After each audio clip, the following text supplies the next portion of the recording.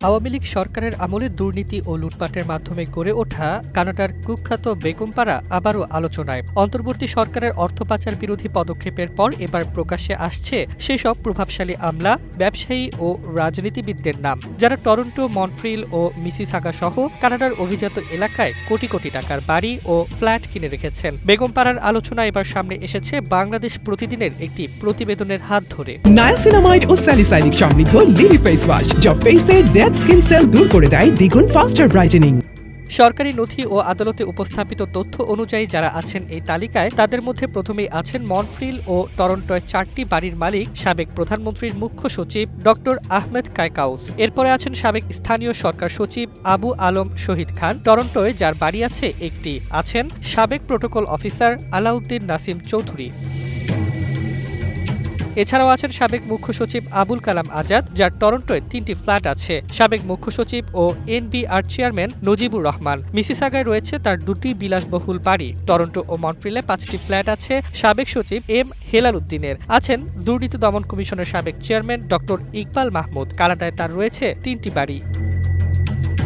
আরও আছেন সাবেক সচিব ও বাংলাদেশ ব্যাংকের সাবেক গভর্নর ফজলে কবির। তার রয়েছে মন্ট্রিলে 2টি ফ্ল্যাট। টরন্টোয় 5টি বাড়ি ও ফ্ল্যাটের মালিক সাবেক গভর্নর আব্দুর রউফ তালুকদার। মন্ট্রিলে 3টি বাড়ির মালিক সাবেক সচিব সৈয়দ মঞ্জুরুল ইসলাম। কানাডায় 2টি বাড়ির মালিক সাবেক সচিব জাহাঙ্গীর আলম। সাবেক সচিব এম নিয়াজউদ্দিন। তার রয়েছে 2টি বাড়ি ও একটি খামার বাড়ি। এছাড়াও আরও আছেন 3টি ফ্ল্যাটের মালিক প্রশান্ত কুমার হালদার, 2টি ফ্ল্যাটের মালিক সাবেক এমপি তানভীর ইমাম, সাবেক এমপি শহীদ ইসলাম পাপুল, যার রয়েছে 3টি বাড়ি ও বিনিয়োগ। নাফিস সরাফাত, তারও রয়েছে 4টি ফ্ল্যাট ও বিনিয়োগ।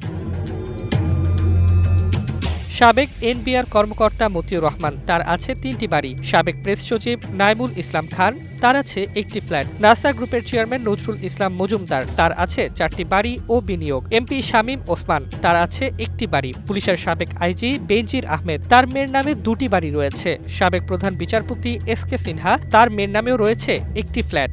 সাবেক প্রতিমন্ত্রী শাহরিয়ার আলম, তার আছে 3টি বাড়ি ও বিনিয়োগ। এ তালিকার বাইরে আরও কয়েকজন প্রভাবশালী ব্যবসায়ী রয়েছেন, যাদের পরিবারের সদস্যরা কানাডার টরন্টো, মন্ট্রিল ও অটোয়ায় অভিজাত এলাকায় রাজকীয় জীবনযাপন করছেন। এক বহুল আলোচিত ব্যবসায়ী ও তার পরিবারের নামে কানাডায় প্রায় 20,000 কোটি টাকার সম্পদ রয়েছে বলে অভিযোগ উঠেছে। কানাডা প্রবাসী সাধারণ বাংলাদেশিরা বলছেন, বৈধ আয়ের কোনো উৎস ছাড়াই এসব লুটেরা এখন কানাডায় রাজার হালে বসবাস করছেন। অনেকে বছরখানেক আগেও বছরে 1-2 বার কানাডা আসতেন, কিন্তু এখন মাসের পর মাস থাকছেন। অভিজাত এলাকায় দোতলা, 3তলা ভিলা, কন্ডোমিনিয়াম ও ফ্ল্যাটে তাদের বিলাসী জীবনযাপন প্রবাসীদের চোখে পড়ছে প্রতিদিনই। আওয়ামী লীগের পতনের পর এইসব অর্থ পাচারকারীদের উপস্থিতি কানাডায় আরও বেড়েছে। একসময় আড়ালে থাকা এই বেগমপাড়া এখন হয়ে উঠেছে দুর্নীতি, অর্থ পাচার ও লুটপাটের প্রতীক।